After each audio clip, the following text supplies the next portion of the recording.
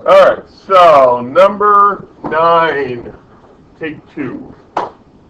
So we've got a collision between a hammer and a rock, and we can consider it to be elastic. So that means I'm looking at it, I'm thinking, oh, momentum.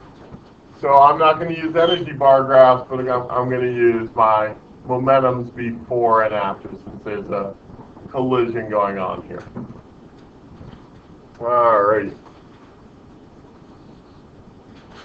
Anything helpful in that little blurb about the problem? Approximately elastic. That's kind of a key point to pull out of there. So that I would note that in my Y. In an elastic collision, both momentum and kinetic energy are conserved.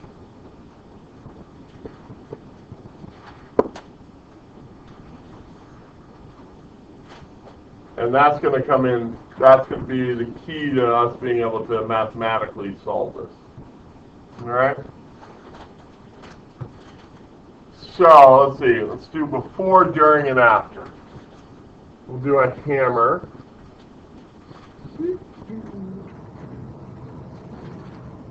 There we go.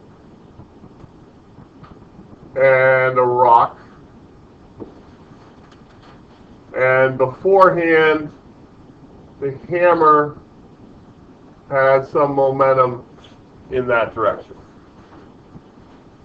Right? It's moving. During, if I draw my hammer again.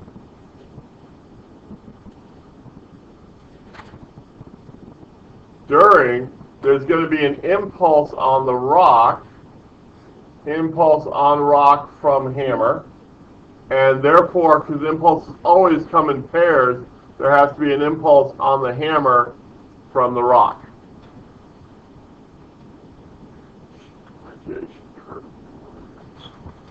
Right? And then afterwards, now they told me it was elastic, and I just kind of off the top of my head know that if two things have equal mass and there's an elastic collision, and one's not moving beforehand, the one that was moving stops and the other one goes off, like we saw in class. If a smaller mass hits a larger non-moving mass, smaller mass bounces off, the larger one moves forward. But if it's a larger mass hitting a smaller mass, like in this case, they both continue forward, but separately. Right? So I'm going to predict that my hammer is going to continue forward with some other momentum, so I'm going to give it a prime symbol, and my rock is going to move forward, and I'm going to give it a prime symbol also, just because they're both afterwards. All right? I could label them after also, or anything like that, just indicating it's a different value than the momentum h, which was before the collision. No, it means a different value. Okay. And double prime would mean a different one. Or I could, write hammer after, or any way to indicate it. Yeah. Everyone good with the Y? Everyone see the three diagrams and momentums and impulses? Excellent. And I think I hit my rubric, but notice that drawing the momentums and the impulses is 60% of the points, right? So, got to get those in there. All right, my how, let's see, I need, probably from my equation sheet, I grabbed that momentum is inertia times velocity. Kinetic energy is 1/2 the inertia, the speed squared. And then I would use the fact that it's an elastic collision. So momentum of the system before equals the momentum of the system afterwards. And because it's elastic, the kinetic energy of the system before equals the kinetic energy of the system afterwards. Right, that's my criteria for elastic collision. So this comes directly from my drawings. Beforehand, I had the momentum of the hammer in my before diagram. Afterwards, I had the momentum of the hammer. Sorry, these should be vectors. After plus the momentum of the rock after. Now, if I got my directions right in my y, what's true about the direction of all of these? Same direction, so should we call that direction positive or negative? Positive, make life easy, right? So really what I can do is I can get rid of that vector sign because I've just said that all of these are going to be positive, and then all I have to worry about now, because I've got the direction taken care of, is just the magnitudes, the sizes of them, right? If one of them was in the opposite direction, I'd have a negative on it, but not this case. Now, kinetic energy is nice because it's a scalar, so it has no direction. So the only thing that has kinetic energy before moving is the hammer, before they hit. Afterwards, the hammer has a new kinetic energy, and now also the rock has kinetic energy. We'll call it prime just to stay with our scheme there. But I don't have to worry about direction at all because that's a scalar. So let's see, now I can substitute in 1/2 inertia of the hammer, velocity of the hammer squared, or sorry, speed of the hammer squared, 1/2 mass of the hammer, the new speed of the hammer squared, plus 1/2 mass of the rock, the new speed of the rock squared. Yep. But not very tricky because all you're doing is substituting in. You might even see a way to simplify it. And then over here, I would have the mass of the hammer, speed of the hammer, because it's speed now because I took care of the direction. Mass of the hammer, the new speed of the hammer, plus mass of the rock, the new speed of the rock. I hope I know some of these things. Well, if I go and I've got like 6 variables and only 2 equations, and then I'm up the creek. So let's see what variables I know.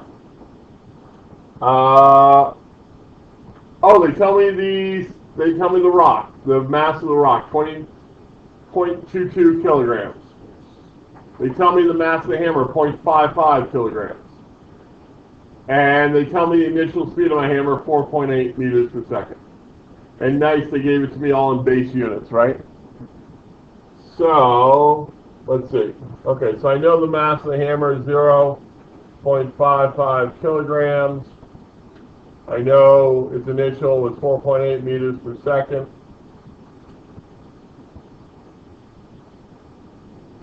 Kilograms, don't know that. This is 0.22 kilograms. I don't know that. Woo, that got it down to only 2 unknowns. Woo! As long as I have the same 2 unknowns in the other equation, then I have 2 equations with same 2 unknowns. Mathematicians are all being happy. They can solve it.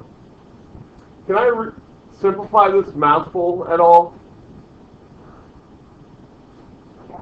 How? What can I do?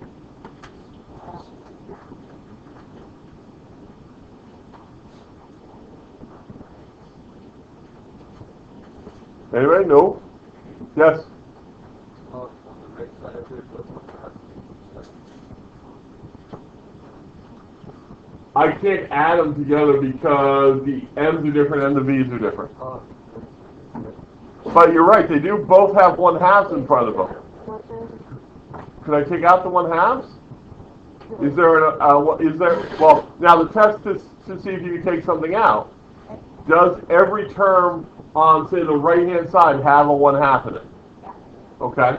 So I could get rid of it by multiplying everything by 2. Okay? And if I multiply the right side by 2, and then it has a 1/2 in it. So they're all going to disappear, because there's the same term in every term. That's kind of neat.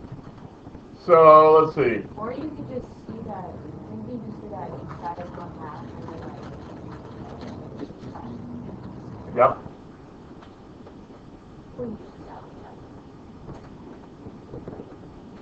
You got it. You're right on track. You are. I think I need to move this stuff over. Just give myself room over here.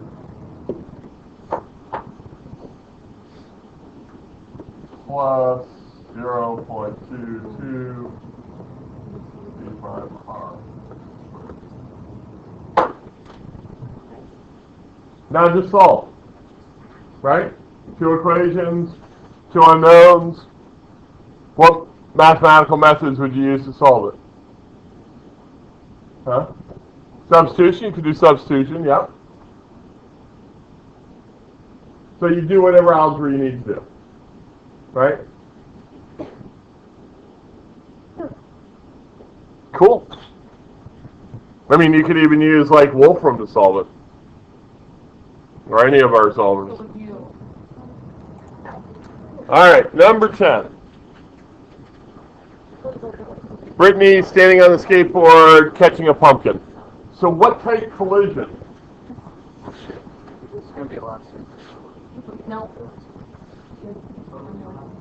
Inelastic? Totally inelastic. 2 or more bodies become 1 body. Totally inelastic. So is kinetic energy conserved when we have a totally inelastic collision? No. Is momentum conserved? Yes. So we have to use the fact that momentum is conserved here. So that's why I picked momentum before and after. So number 10, and I might even remind myself, totally inelastic collision.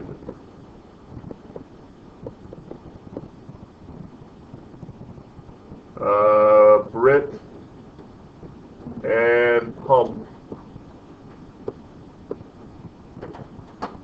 become single object.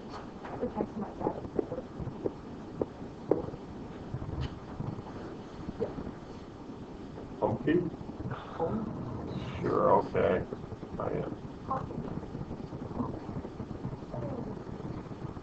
Alright. Before Brittany on a skateboard. She's standing on the skateboard. And a pumpkin is coming towards her. Well, not necessarily. I think that would be during. No, the during is the collision when they're in contact with each other. So the beforehand is the Brit, and she's just sitting there on the skateboard, right? Yeah, she's just standing there. And so she's at rest, so she has no momentum. Big old pumpkin coming towards her has momentum. Bigger than her head.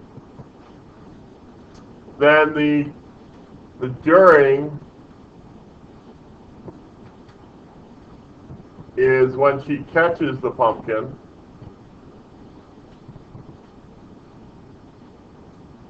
And that's where we would have impulse on Brittany caused by the pumpkin.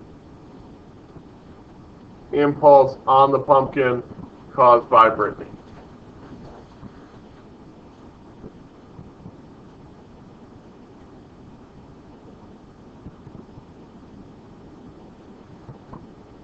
I wonder.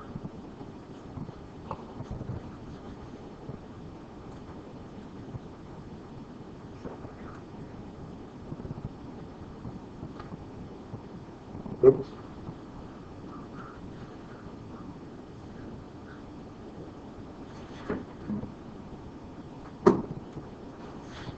I gotta use the mouse. I'm trying to save myself time, and I'm taking more time than it would take.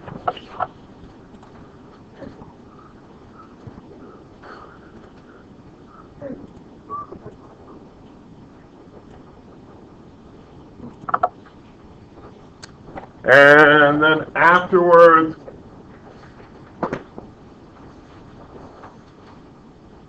we have this new body that is the Pumpkin and Brittany together. So PB. No J. It is. Bigger than our head.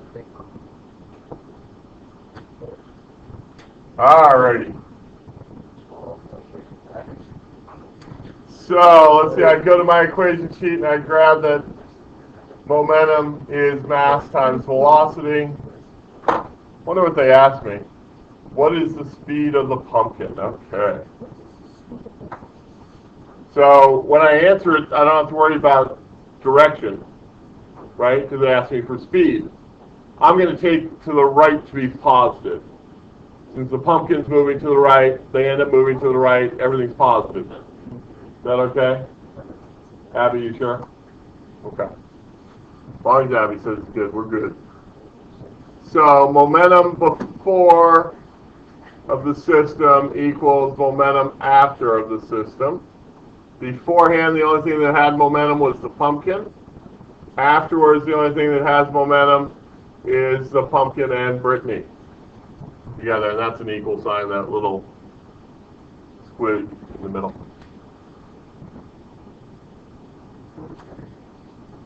And as we said before, these should be vectors, right?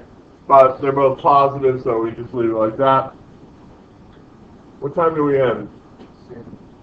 That's what. There is an exit ticket that you guys should have live in your classroom that you should do. Marcy, make sure you, Marcy, make sure you get it done before you leave. And this would be the mass of Brittany, the pumpkin and Brittany, and the velocity of the pumpkin and Brittany. What do I know? Brittany and the skateboard are 54 kilograms.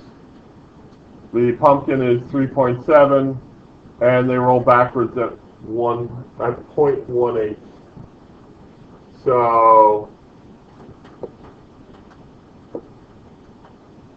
3.7 kilograms.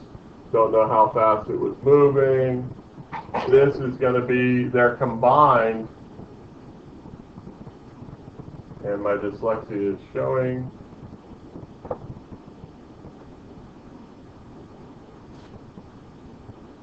I have to combine them because they're one combined body now. And it tells me they move at 1.8 meters per second. And yay! I have all numbers except for the one variable, which is what they want me to find.